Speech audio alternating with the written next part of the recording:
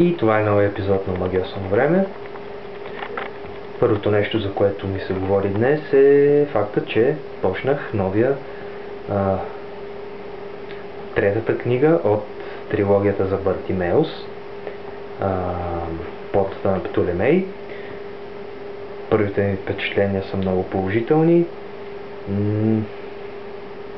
и желанието ми да видя повече действия в древността се оказа леко предсказващо, тъй като действително имаше развитие в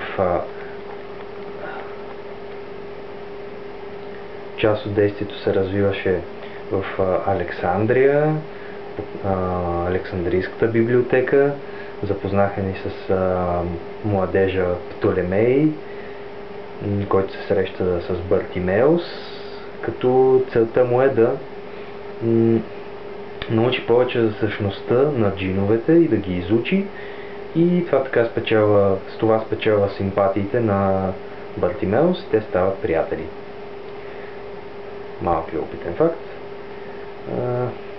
Това е, което е до момента. Друг интересен момент беше през 20 век обаче в света на книгата, обратно. Ни показаха някакъв ексцентричен магиосник, чиято библиотека е много неподредена и книгите му седат на купчини на пода, и тъй като той е без един крак, от време на време се случва да бъде леко затрупан от книги. Когато се опита да измъкне най-долната от купчината, например, доста неприятно звучи. Предполагам, имате поне един познат с подобна колекция. Се чувствам искрено на всички тези хора.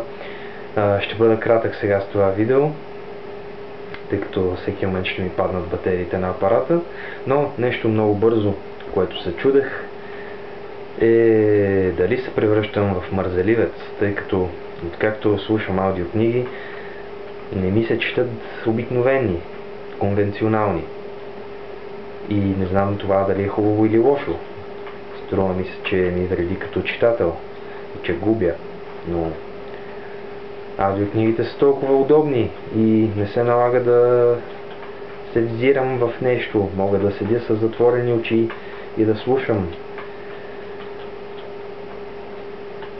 И не знам, кажете ми, това мързел ли е или нещо друго?